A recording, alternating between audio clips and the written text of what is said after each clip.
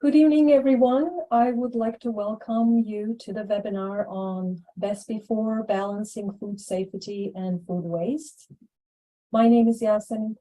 I am a faculty member at the University of Cambridge, Judge Business School, and it is a pleasure for me to chair this webinar. A couple notes before we start. Please note that this event is being recorded. Audience members' microphones and cameras are off and will remain off during the webinar.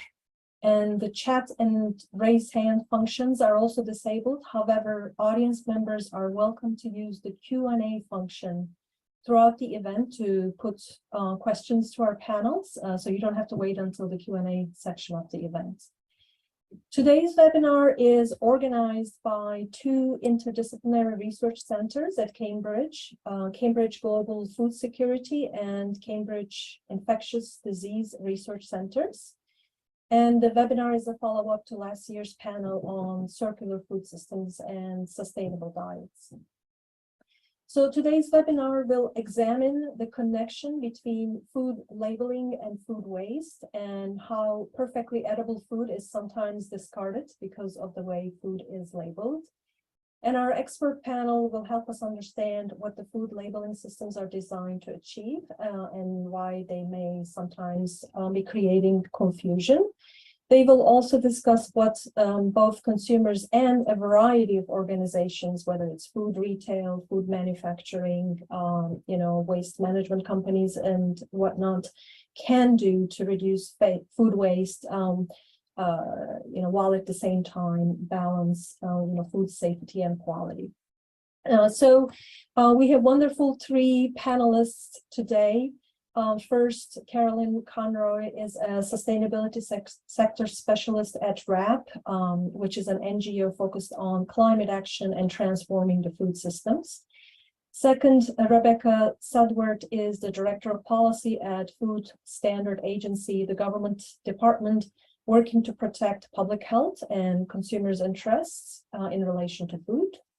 And then third is Chris Meadows, is the Marketing and Communications Director at Company Shop Group, which is the UK's leading redistributor of surplus food and household products. And they're part of BIFA, which is a waste management company. I'll also mention that Charlotte Scallon, which is Head of Sustainability at BIFA, is also going to be in the audience, and she's happy to take some of the questions when we get to Q&A. All right, so welcome again. So, and before we start our panel, I'd like to do a quick, simple audience poll to ask two questions, and I'd like everyone in the audience to participate. Okay, so the first question is, how do you, as a consumer, decide whether or not throwing away food? And you have three options. By date only, by date plus smell and visual cues, or by smell and visual cues only.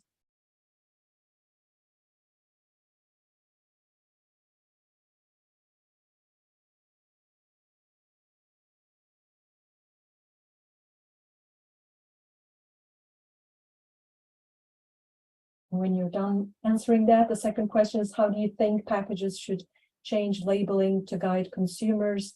Just simplify the date system, use both symbol and the date system, or use the symbol system only.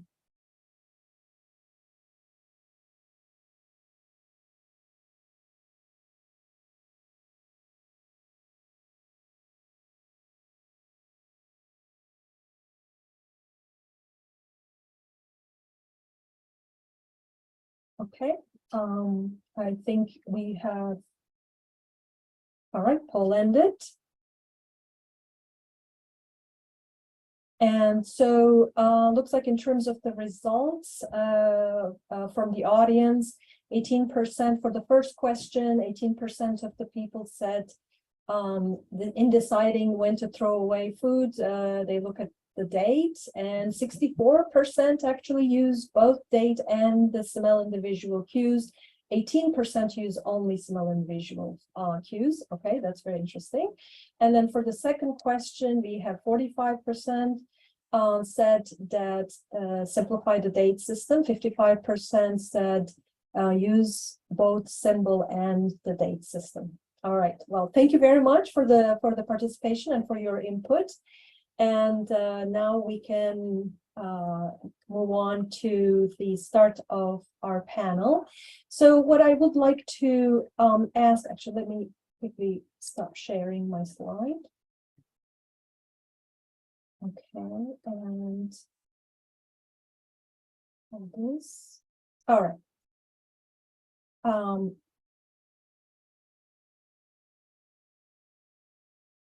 My screen's open. All right. Okay. So what I'd like to now is ask our panelists to take about 7 minutes or so to address the main question of how do we reduce food waste while ensuring at the same time food safety. A couple related questions under this sort of like the broad theme of the webinar is, why is it bad to throw away food that's perfectly good to eat? What incentives can be used to encourage consumers to reduce their food waste, and what role organizations, companies can play in reducing food waste? What are some of the good things organizations are doing? Maybe what else can they do? And what's the role of regulation and government in reducing food waste while balancing that with food safety and food quality? So we have different experts coming from different angles to these questions, and I encourage them to speak to their domain and to speak to the specific challenges and the specific solutions that they have been experimenting with and thinking about in the future as well. With that, I think we can now get started. And Carolyn, I think let's start with Caroline Conroy.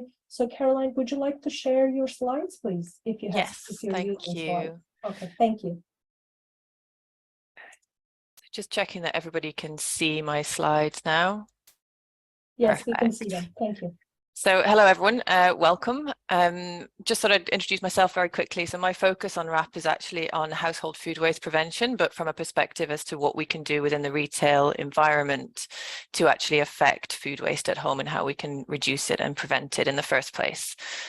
So we just want to give you a quick introduction to food waste now in the UK. I figure a bit of background might be quite helpful here. In the UK, I mean, globally, actually, around 40% of all food that is produced is actually wasted, which is a colossal number. That's nearly half of everything we produce is wasted. And if it was a country, then food waste would be the third largest greenhouse gas emitter behind the US and China.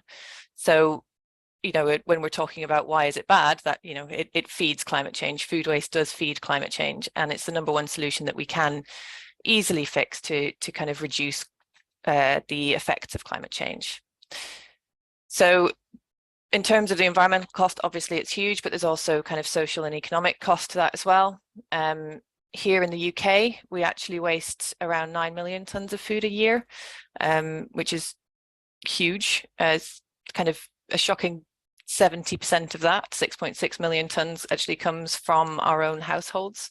And of that 6.6 million, 4.5 million tons of it could have been eaten. So it's actually edible food that we are wasting each year.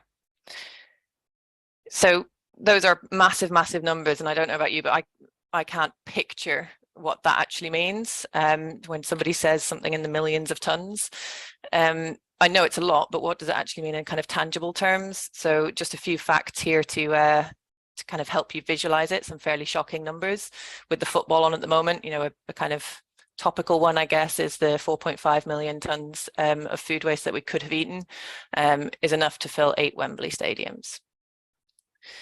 And that's not even touching on the actual cost that it is to kind of the average family here in the UK wastes around £780 worth of food a year. So obviously at the moment with the cost of living crisis going on, it's kind of quite important for us to make sure that we try and help consumers, customers and the general public to waste as little food as possible and save that money. So why do we waste so much food? So you can see from this chart, the majority, the 48% there, is for not being used in time. So that is related to either the date label, so a combination of being thrown away because it's reached or is past its date, and also products going off, so before we kind of get to use them. So it could be that we're not freezing them before they go off, or we're buying too much, that kind of thing. One shocking stat here, I think, is the fact that half of all yogurts that are thrown away are actually unopened. So they've not even been opened to check whether they're good still. They've just been thrown away completely unopened. So from some research we did earlier this year, it's actually shown that 44% of people in Britain actually state that they need more help in kind of understanding how to be more resourceful with food. So there's an opportunity there for us to help consumers. And this is where we come in, I guess, as organisations, not just WRAP, but everybody here on this panel and others. We do an awful lot in this space, but there is just a couple of things that I want to mention here, which are relevant to this webinar.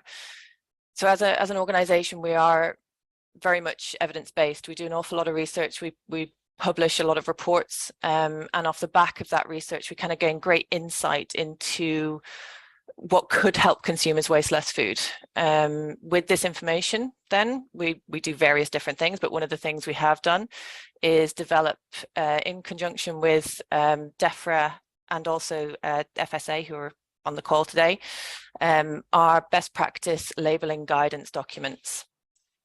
So these are aimed at retailers and manufacturers, but they are looking at what they could do with the information on pack in order for us to help consumers in their own home waste less food.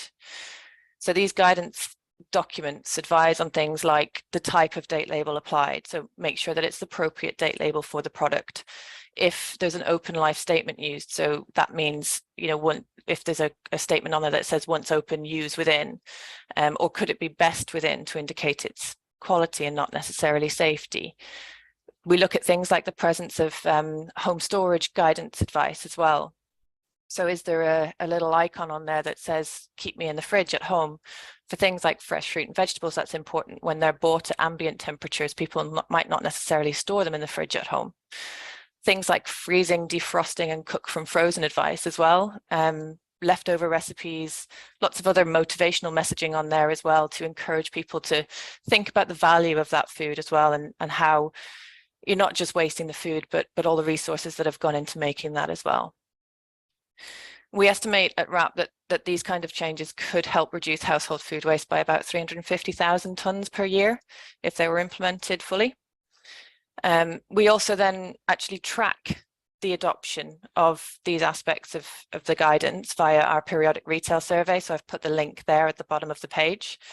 That is the most recent survey. It was published last month, looking at what extent the best practice guidance is actually being adopted within the retail environment. So we work with consumers directly, also via the Love Food Hate Waste website. So this is our consumer facing side of things. And this has got everything that people would ever need to know in terms of how to waste less, including recipes, storage, hints and tips on shopping, as you can see. We also then run the Love Food Hate Waste team, I should say, because I'm not in that team, runs the Food Waste Action Week each year, which is a week entirely dedicated to consumers addressing food waste. So this year, I say this year because I'm already in 2023, but next year's campaign will be on the theme of win, don't bin. So that is trying to kind of make consumers realise how valuable food is in our lives, and how much we waste and how we could use leftovers to the best. So people giving people the confidence to use leftovers, and promoting a range of skills that can easily be adopted at home. So that is just a really quick whistle-stop tour of, I guess, food waste in the UK, of WRAP, a very, very small part of what we do. And I will hand over now, I believe, back to Yasemin, or do you want me to hand straight over on to Chris? Caroline, thank you very much, and perfect timing too. Thank you for that. I think we can proceed with Rebecca if she has her connection restored, I believe. I hope so. Can you hear me all right? Okay, Rebecca, you're on. I'm so sorry about that. That's a bit stressful, I know, for the host when one of the panelists suddenly disappears. So hopefully it will be fine now. So great, thank you so much. So I'm Rebecca Sudworth. I'm Director of Policy at the Food Standards Agency. And I know we have people from a whole range of different backgrounds on the line. So I'm sure all of you know that we are the Food Safety Authority for Great Britain. And as well as that, we have a broader remit to represent the wider interests of consumers in relation to food.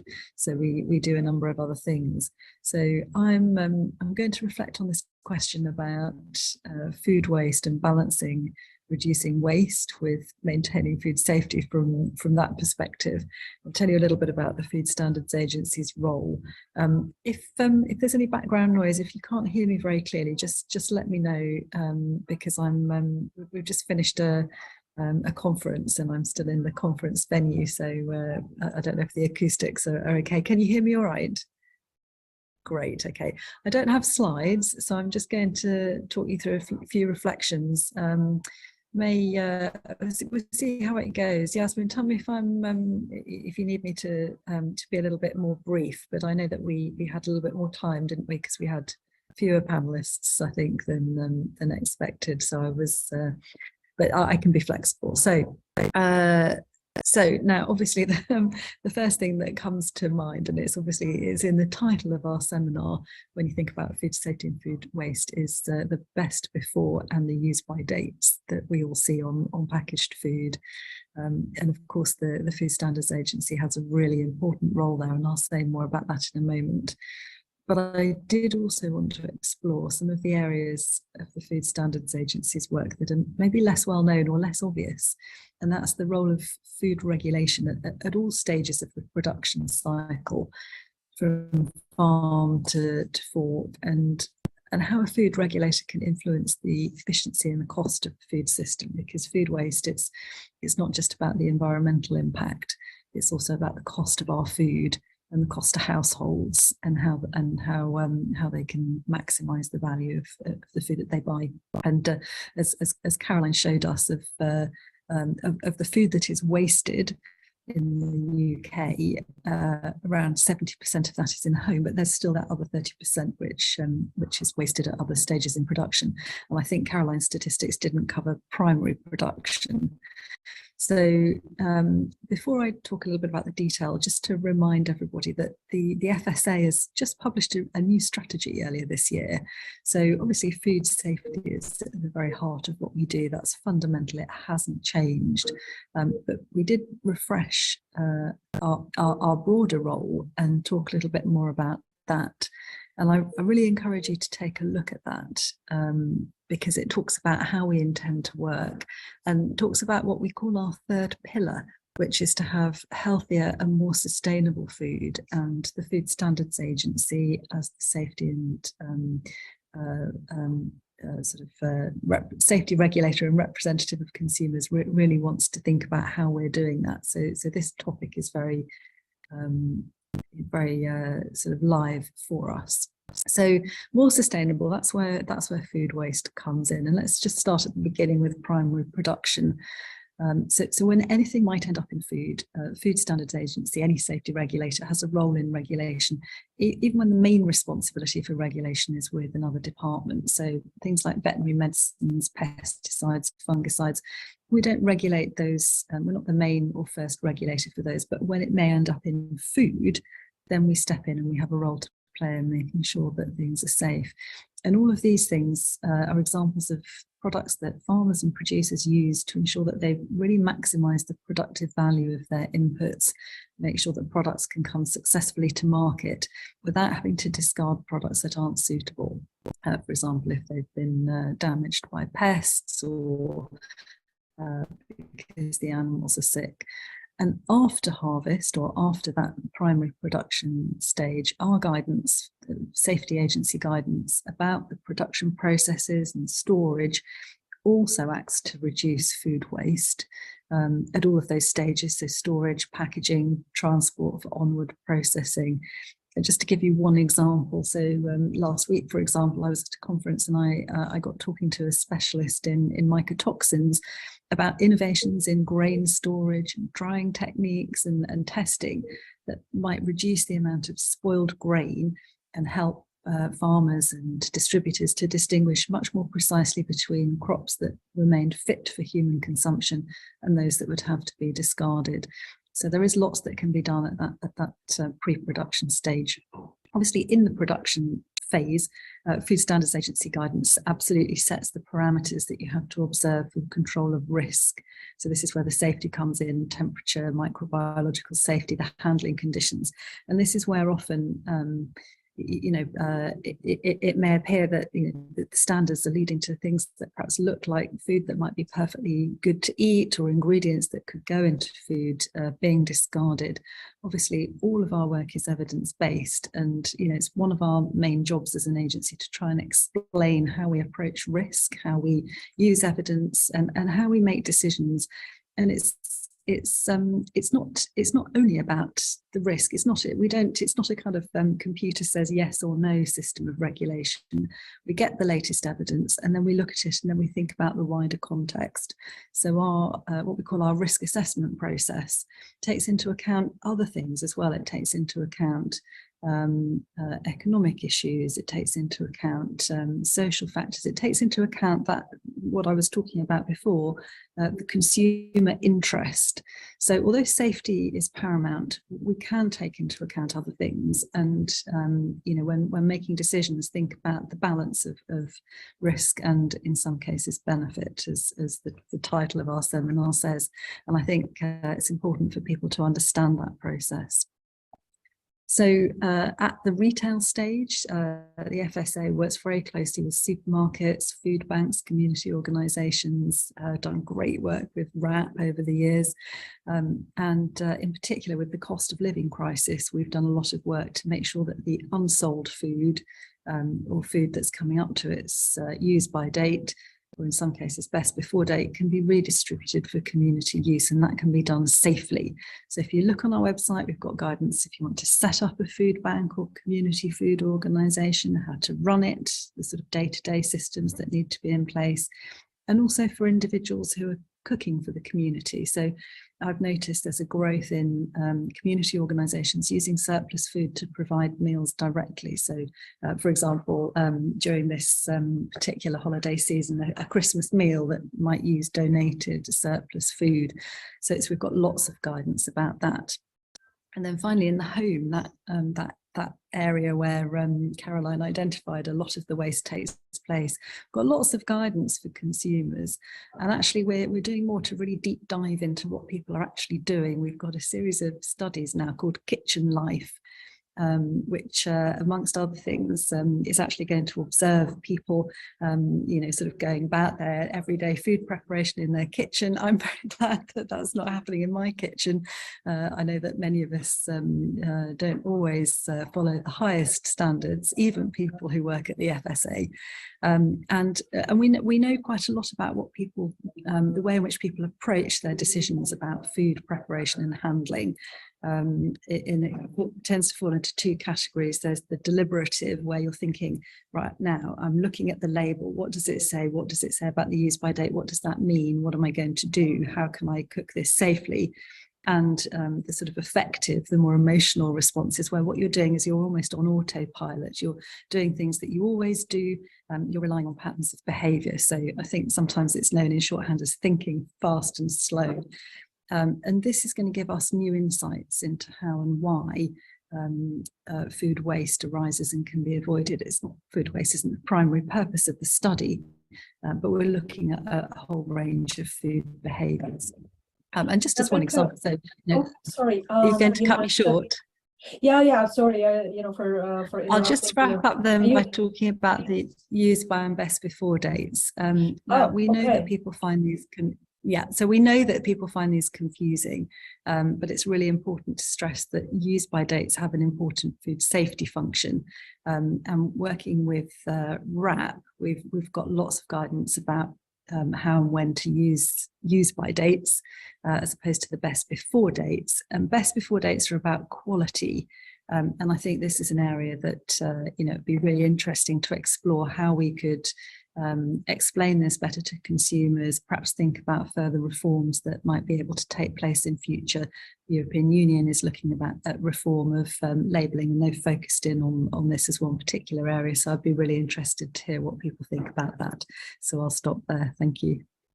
Thank you very much, Rebecca. I think that's fascinating. You've given us very, very interesting, very good points to reflect on. And I think we will come back to that labeling point. Once we go into the Q&A, we already got a very interesting question that I'd like to follow up on. So let's proceed with Chris Meadows as our third panelist. Thank you, and thank you for the invite to today's session. Maybe just give you a little bit of context about BIFA and Company Shop Group, which will help put into context the remainder of the presentation. So BIFA has been at the forefront of the UK waste management industry for over 100 years and supports organisations of all sizes, I guess, from public and private sectors to help them manage their waste in a more sustainable way. About 18 months ago, BIFA acquired Company Shop Group, as you mentioned, the UK's largest redistributor of surplus food and non-food products, and therefore we've got a bit of a unique, I guess, taste on this presentation at looking at businesses. I know we looked at the 70% of food waste, and I think we were just referencing there around the other waste that occurs. So our learned friends RAP quote that nearly 200,000 tons of perfectly good food still go to waste in the supply chain each year, and I think that presents a great opportunity for us to do more there. There's a huge amount of resource that goes into producing food, be it energy or labour, and I think particularly in the current financial climate, the cost of this output is extremely high. From a financial and economic perspective, it's clear that everything should be done to ensure that the resource alone used to produce food is not unnecessarily wasted. And I think, more importantly, as we find ourselves in this cost of living crisis, we've got families who are struggling to make ends meet and struggling to choose between putting food on the table, heating and eating. And so really every effort's got to be made to ensure that the maximum amount of food produced fulfills its intended purpose, which is to reach people's plates and feed people first. As a redistribution organisation, the very concept of our business model demonstrates the power of preventing food waste and the impact that can be achieved through appropriate handling surplus food. And if I share a couple of simple stats that helps us sum that up, last year alone we were able to handle 98 million items of surplus products, stopping good food and products from needlessly going to waste, which is resulting in the equivalent of 82 million meals being produced as a result. So I think in terms of why is it bad to throw away food that could be saved, I mean that the rationale's there. I think our business model focused on reducing necessary food waste, feeding people first, also extends to consumers and wider society. So we always actively support the government, RAP and other trade associations campaigns to encourage food waste reduction in the household. So we looked at Love Food, Hate Waste and Food Waste Action Week earlier as examples. We redistribute surplus food through our superstores. So we have 14 superstores and 10 community shops, which is our social enterprise. And we're always mindful that when we rescue surplus food from manufacturers and retailers and the like, that we don't just move the problem from that area into the household. So we do a lot of educating our member base on how to store, use and consume food in the best possible way.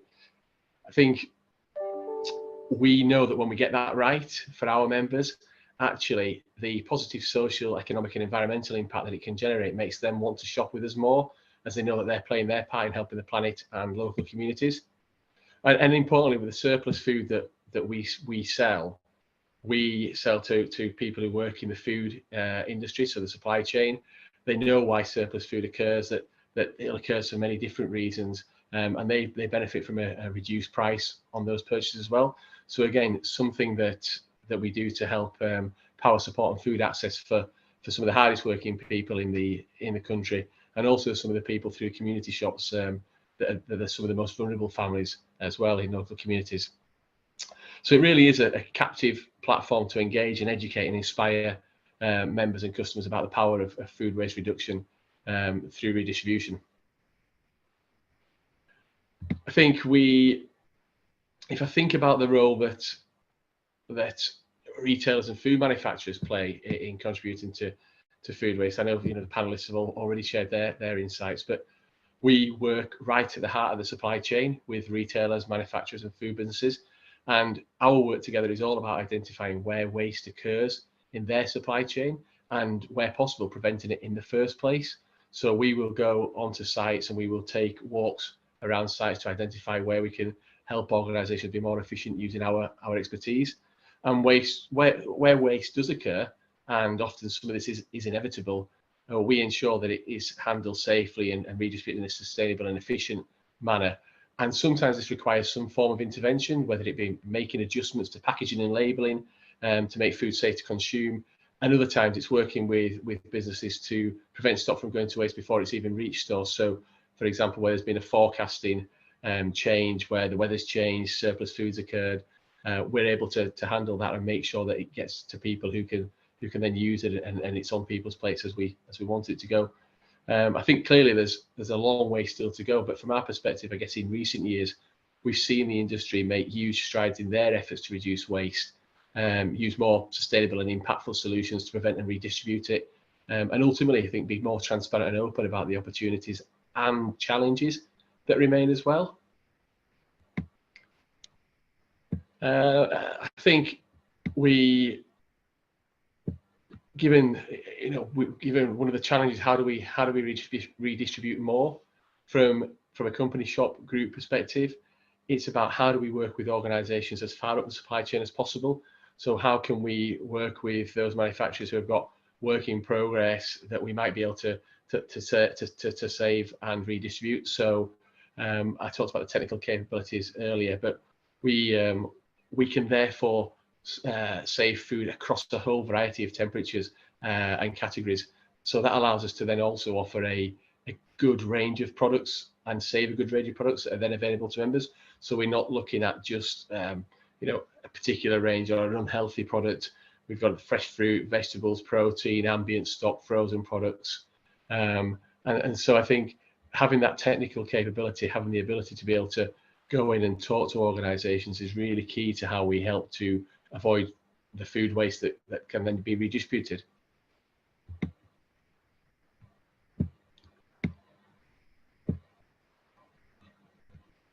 I think, as I said earlier, just I think in terms of conveying to consumers the importance of food and not wasting it, championing those great ideas that come from RAP, for example, is really key for us. And similarly, in the current economic climate, individuals and families across the UK are also feeling the pinch. So there is a natural propensity to be more resourceful with shopping and food consumption in the home that I think we can take advantage of.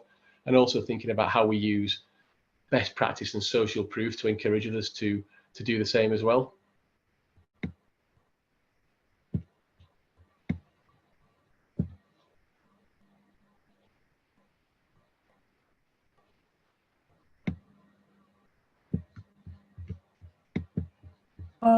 Thank you, Chris. Are you done? Yes, apologies. Yes, Okay. I've lost you for a second. Sorry. No, I didn't mean to. But actually, that's perfect timing. Thank you very much, Chris. I think that's been really fascinating. I mean, I personally didn't know as much, in terms of FIFA or in general food waste or waste management companies sort of actually operating so actively in this space. So I think that's very encouraging to hear. And I was still trying to get my head around it. So I think we're now transitioning, by the way, into the Q&A, but I just wanted to follow up with one question is, I was trying to understand, it sounded like you guys are both working with other businesses in terms of, spotting these areas, whether it's on the agricultural side or food processing side. So then retrieving potential, the surplus, food that's still good for consumption, and then making that available to somewhere else along the food, value chain. But that also included the end consumers. I think you mentioned superstores. So I was trying to get a sense of Yes. that, both Yeah, to absolutely. business and also to consumers. Yes, that's right. So if I give you an example, a practical example, we may work with a manufacturer who, throughout the process of producing a soup, may have a tomato soup and there's too many tomatoes in it, so the viscosity is not right. So it can't be sold in the retail it was originally intended. But instead of those pallets of tomato soup going to waste, we can either purchase those pallets of soup from the manufacturer and provide them with a financial return, which otherwise they make a loss on that product. And those products go to be sold at a discounted price because they're surplus through our member-only superstores. So our members are traditionally blue light workers and those that work in the food manufacturing industry.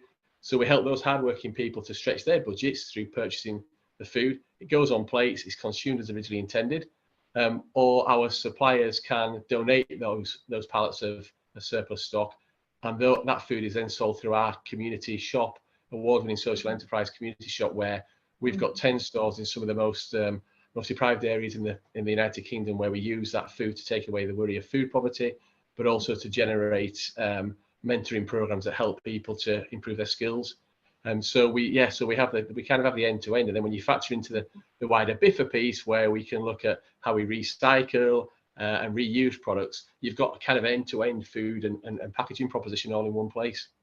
So it is a really exciting time for the business. It is, and just the other thing I was going to ask, about. I mean, it's sort of like, what's the bottleneck, in terms of for you guys to be able to handle more and more of that? Because I'm assuming this also requires a lot of investment, in terms of maybe whether it's cold storage or the logistics and whatnot. Because you're not just sort of like an online platform. You're actually moving things around and identifying. So is it in terms of, can you guys handle more? Is it just a capacity increase type of a bottleneck, or is it just economies of scale? Which supplier can provide how much type of a thing? Yeah, I think the biggest challenge is raising awareness of the expertise, the technical capabilities, the capacity that the group has, and helping the industry, which has done a fantastic job. We partner with hundreds of organisations and all the major retailers give us permission to redistribute in their own label packaging. But there's still more we can do to educate on just the sheer scale of surplus that we can take. And also, we've worked really hard to change mindset so that if you see something as waste, you'll treat it as waste. Whereas if you think differently and see it as surplus, you can actually then start to think, well, how can we unlock the potential of this? And how can we do something different with this so that actually it's not wasted, it doesn't contribute to the environmental damage, but actually it powers up something really great in communities. Thank you. That's very interesting. I'd like to also come back to this consumer side. We had a very interesting question, and I think it would be great to hear from both Caroline and Rebecca. So we had one question asking, instead of labeling use by, which has been widely reported as confusing for consumers, why not change it to safe to eat before?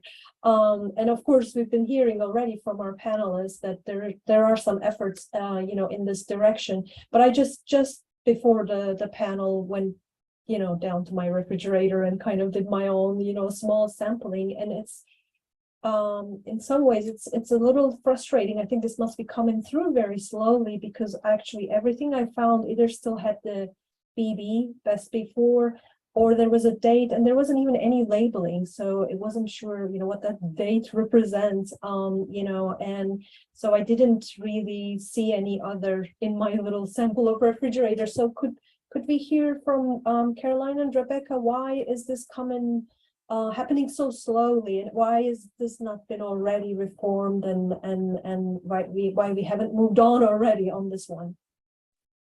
And I think I can probably start by saying we have moved on. There used to be a lot more date labels in the market. So things like display until and sell by, which we are getting rid of now. You will not find a sell by date on any products now, which all of these different labels are confusing, and we're trying to streamline that. We work a lot with the FSA as well on our best practice guidance, as I mentioned, but things do take time. In terms of what we name them and how we name them, that's more Rebecca's side of things, so I'm not going to touch on that. But I will say that there is progress being made, and you know, one of the things which we're trying to do is make sure that manufacturers and retailers also just apply the appropriate label. And when you say that there is a date on there, there will be somewhere on the pack that says for best before or for use by, see the bottom or see the top, but we're trying to make sure that the bottom of the lid. yeah, exactly. So we are working on it, but it does take time for these changes, and very shortly you will see no display until anywhere anymore as well. That is getting phased out now, and that these are things that we do track within that retail survey that I mentioned earlier. It's like 100 and something pages long, but if you're interested, please go to the link and have a look. I'll let Rebecca speak to it now as well, because I'm sure she has some much more technical things to say on it than I do. Well, not necessarily very technical, but I what I would say is that it's often so you're right. I mean, I think it's a little bit harder than it might appear at first thought. So when you think about the huge range of different types of products that might need this kind of labeling, the different types of packaging, the different you know, the kind of the sizes, and just think about how much information is on a food label already. And that's not just the statutory information, but all of the information that manufacturers want to put on there or retailers to inform their consumers, you know, quite a lot of detail. It's all of this comes together. So there are some overarching rules that say that food labels, you know, they can't be misleading, they have to be clear. And with safety labeling, obviously there are strict rules about what it should say and the information that has to be on there. But I think, you know, quite a lot of, I think we would, Yasemin, you were talking about, you know, sort of not always knowing where to find the date and being confused, and Caroline was talking about the good work that's gone on to reduce the different dates that are on packaging. So I think there's always more that we can do, and the dates and the information is coming under scrutiny rightly at the moment. But you know, as the regulator, we try to make strict rules only when they're absolutely necessary, and actually it's for, you know, the manufacturers and the retailers need to think really hard about how they're presenting information to consumers in the absolutely the clearest way possible. And probably, you know, I think as anyone who's working in food at the moment will know that there are discussions about all kinds of other things that might be desirable on the label, different, you know, whether we can do better at telling people about nutrition, whether we could have environmental labeling that would tell people more about the environmental impact. So in fact, there's pressure for more and more to go on the labels. And I do think we need to have, you know, take a strategic look and think about, you know, exactly how much work can the label do.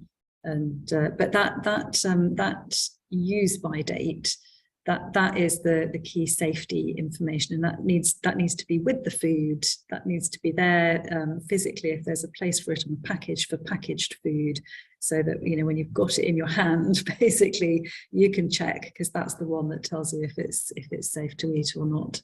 So, you know, I'm sure there are, you know, people will have different views about the language that we could use, but the other important thing to say is that, you know, we need to be a bit cautious about change, because people do, you know, you never get 100% knowledge and acceptance of some of these rules, but, you know, people do know what these dates are for, and they do understand generally, not everybody, but generally they understand that a use by date is about safety. And, you know, if you start changing it, then you have to re-educate people again, and, you know, changing some critical safety information, I think, should be treated very cautiously. Thank you very much, Rebecca and Caroline. I guess, you know, we can take heart that there has been some important improvement. You know, we have less proliferation of these labels, and maybe we hope to see maybe more consistently, you know, the use by, you know, the expiration date. Basically, I think that's sort of like a little bit more clear indication of, you know, when is the last date to use and then discard. So I mean, if there's only space for one or the other date, maybe there should be the use by date. That's, you know, of course, my humble opinion. So but we do appreciate, I mean, I totally also understand, you know, I think consumers do need a lot of information, and it's not just the expiration date, it's the nutritional value and environmental information and whatnot. So hopefully there will be technology possibility that they will have access to all of that.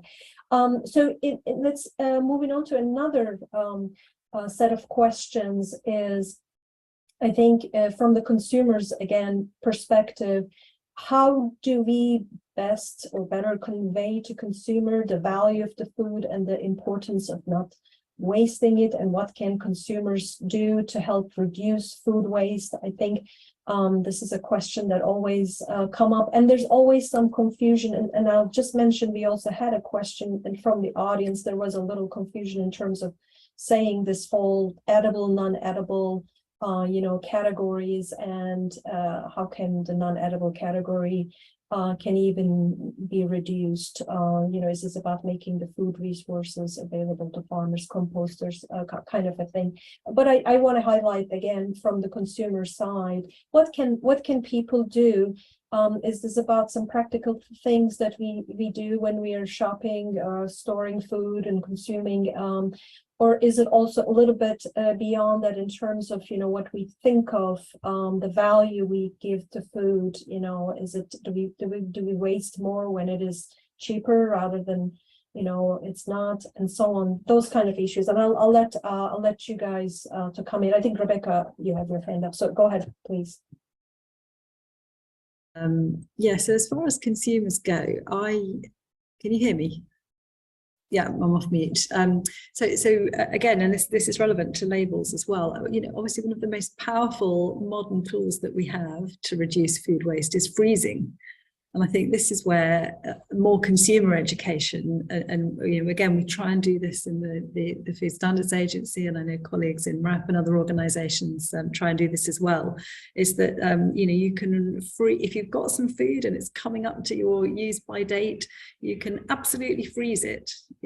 So, you know, essentially if it's safe to eat, it's safe to freeze. Obviously you can't sort of freeze and thaw things repeatedly, but you know, I think the sort of snowflake symbol that is widely used on packaging that says, you know, can I freeze it?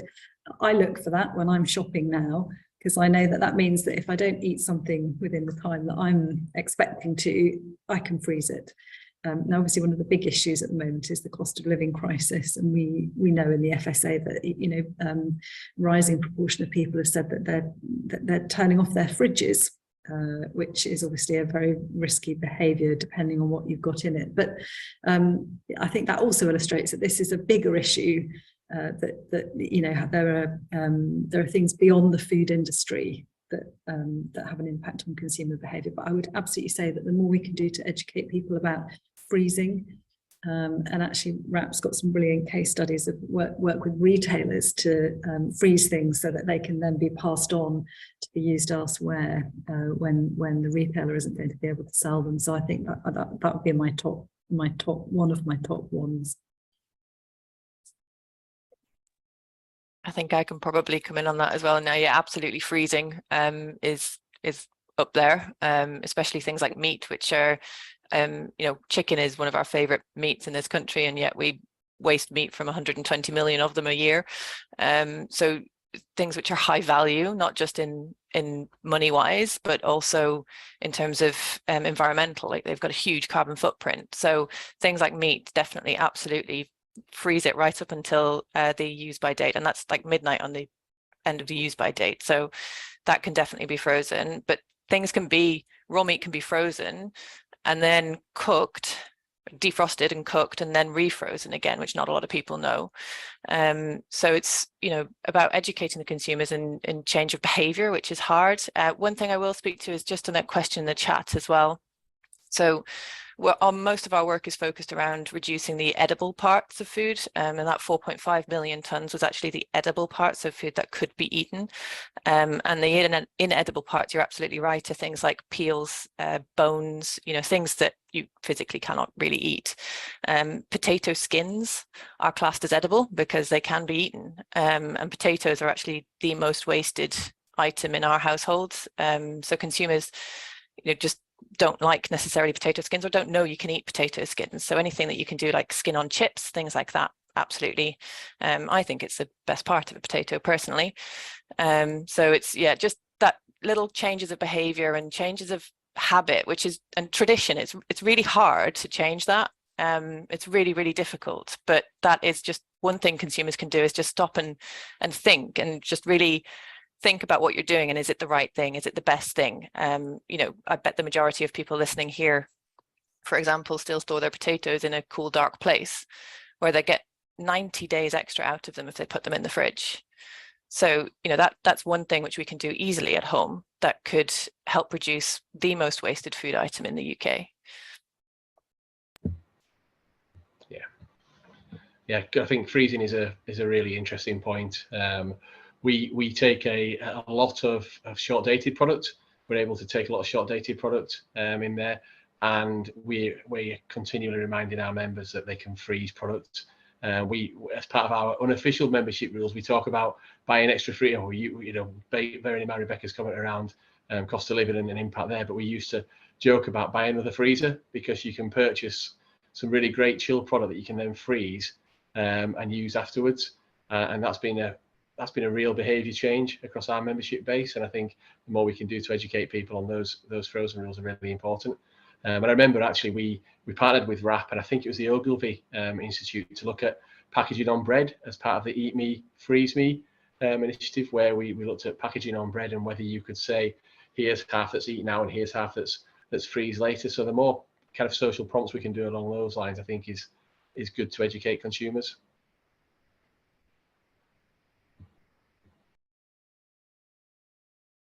Thank you. I think these are excellent. Thank you for sharing these excellent suggestions. And I mean, given the financial you know, crisis going on, all the squeeze on the budgets and the food prices increase. I mean, this is an excellent time actually for people to hear about all of these tips. And it's that they're even this notion of, you know, freeze, how to freeze, when to freeze, you know, when to thaw and freeze again. And I think any educational program is great. And maybe, I mean, it's making me think, you know, all these celebrity chefs, you know, maybe I think it should incorporate all that information, because I think more and more people are now going to be cooking, you know, by, you know, definition. And I think there are ways to, just like there are ways to how do you prepare budget meals, but also how do you prepare budget meals by minimizing the waste while preparing, while cooking, and then afterwards, you know, so you put something in the freezer and then you can't find, and it's like, what was this I froze, you know, 6 months ago? Happened before. I think whatever it takes to reach the consumers, whether it's the TV programs, celebrity chefs, you know, I mean, I think we just have to think creatively. Rebecca. Yeah, just quickly, I wanted to mention, I think there's a really interesting new movement of zero waste influencers now. I don't know if anyone's aware of this, but on YouTube and places like that, and on Snapchat, you know, who are really kind of educating people about just how much can be cooked and eaten. And just as one example, I was totally astonished to realize that, for example, with fresh ginger, you don't have to peel it. You can just grate it up really small, and, you know, it goes into the dish you're making, and it you know, I can't tell the difference. And it's, you know, I think we're talking a lot about skins of things, but you know, that really does, if you're trying to peel a potato and not doing it very well, you do lose a lot of edible stuff there, and you just don't have to. So I think those influencers are doing a really great job. Thank you, Rebecca. And of course, also another thing maybe I should add, in many cases, actually, a lot of the nutrients are on the skin, for some vegetables and fruits. So it's the good part, all right, so we have about 5 minutes or so left. Time flies. So what I would like to ask our panelists, if you could, just take maybe 1 minute closing statement, the most important, message you want to leave the audience, with, whether this is the thing to do, or here is something that you could focus on, whatever you wish to. So if we can hear from everyone, and I think then that will be concluding our panel. So I'll let whoever one wants to go first. Shall I go first? I'll take it. So yeah, I mean, if I was going to say one thing, it would be just stop and think about what you're doing. Changing, as I said before, changing traditions and habits is hard, but just be cognitive and challenge the way you're doing things. So could that be buying less in the first place? Buying loose fruit and vegetables, if that's, if you don't need a whole bag of carrots or potatoes, for example. But the number one thing I think really would be thinking about how you store food at home. And that is, could it be in the fridge when it's not? So things like potatoes, but also freezing absolutely would be key. And trying to really make the most of the food that you do buy, and change that kind of habit and tradition of doing things just because that's the way it's always been done. Thank you, Caroline. I'm happy to go next. I think we recognise the incredible value in surplus food, and I think if there are people listening to the webinar who could support us in that through contacts in the industry and raising awareness of the great work that we do, that would be great. I think one other thing is we've just released the Reality Check 2022, which is a document looking at how we can tackle climate change, which is the biggest challenge facing society and economy today. And so I guess as a leader in sustainable waste management, BIF has produced a report identifying a once in a generation opportunity to shift the dial towards net zero. It's on the BIF website, so I would encourage everyone to read that and think about how it relates to them, what they do both at home and in the workplace as well. Thank you, Chris. Thank you.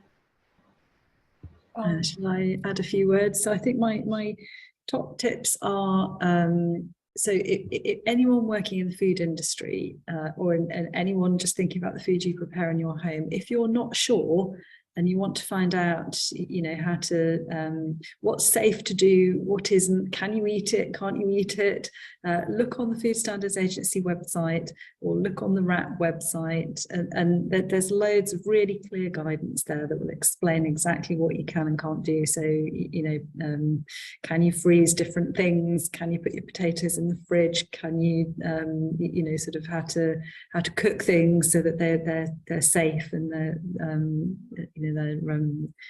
going to be good to eat. So have a look at the guidance that's out there. There's loads. Thank you very much, Rebecca. So I think we got some very, very useful ideas and very interesting questions. It's a huge topic. I think we will be continuing to think about that. I'd like to, of course, thank all of the panelists for being there and sharing their experience and what their organizations are doing with us. So we actually have knowledge, many of which is very much research-based, as well as everyday practices of the organization. So I think we really appreciate that. And on the practical side, of course, as consumers, we have our own experiments going on at home, and so we'd like to encourage everyone to sort of come up with their own. Here are a few changes I'd like to experiment with. I think this was also I've been doing some research on food myself for some time. It always is a fantastic topic, to talk with, friends, family. So I think next time you have a get together, that's maybe ask, so how do you save in terms of your food preparation, or how do you try to reduce your food waste? I think that could also start up a wonderful conversation and exchange of ideas. So thank you very much again for being with us today, and I hope you have a pleasant rest of your evening and week, and thank you very much. Thank you, Yasemin. Thank you. Thank you. Thanks, everyone.